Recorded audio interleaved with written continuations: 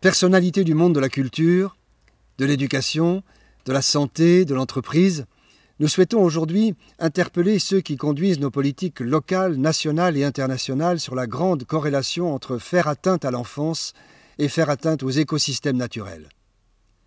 L'urgence est à agir en faveur de nos enfants et de notre terre.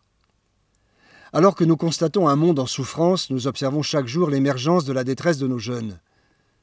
Si nos enfants sont reconnus bien nourris, ils sont affamés dans les liens qui les constituent. Ils sont malnutris culturellement de cette culture qui commence dès le plus jeune âge et qui n'est autre que celle du lien avec tout ce qui vit. Ainsi, leur enfance hors sol, hors lien, met leur croissance en danger. Nous sommes conscients que ce sont nos activités humaines qui ont provoqué les transformations de la nature. Le réchauffement climatique en est une illustration.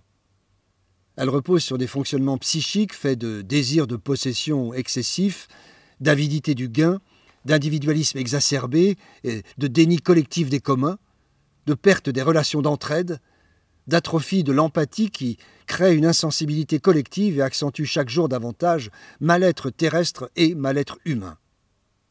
Et si la situation est bien douloureuse, nous n'avons pas le droit de baisser les bras et d'essaimer des discours pessimistes qui enferment nos plus jeunes dans un sentiment de désespérance, une éco-anxiété qui accélère notre propre effondrement.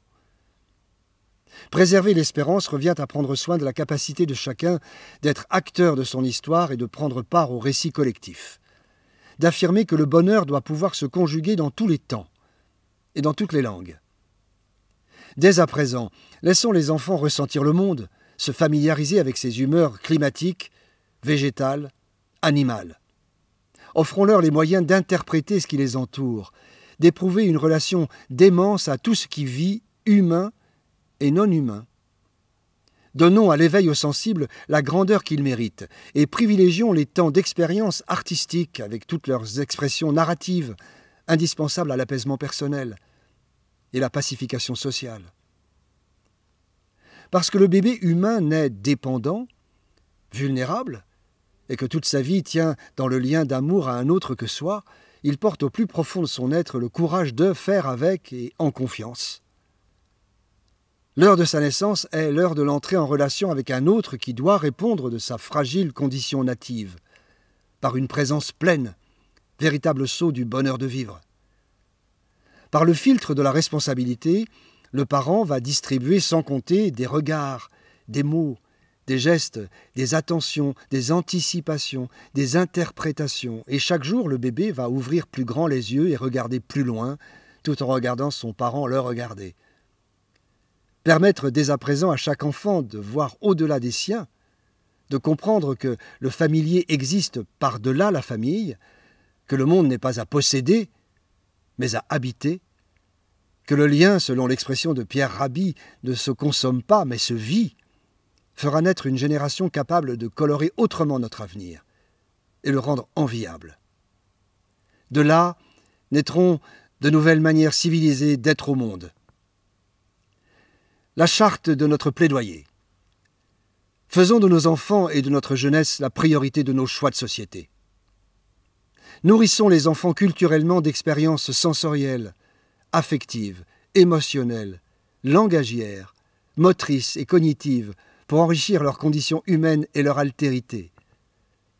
Donnons du temps à l'enfance de nos enfants, pour qu'ils créent des liens favorables à leur épanouissement par l'émerveillement et la conscience de la valeur de chaque chose.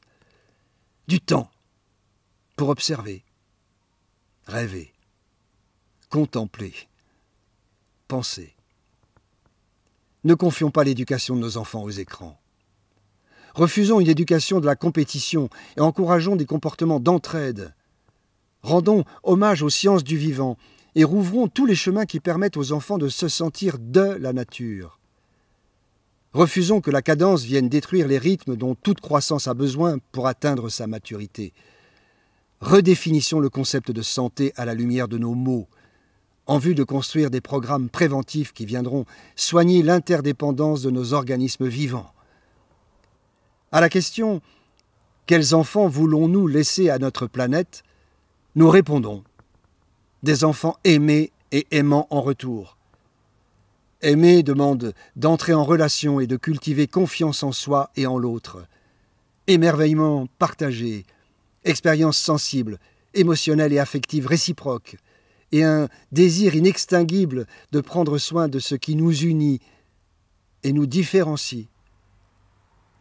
Comme la paix, l'amour est un travail à temps plein et une multitude de successions de petits gestes pour une cause immense, la poursuite d'une histoire commune.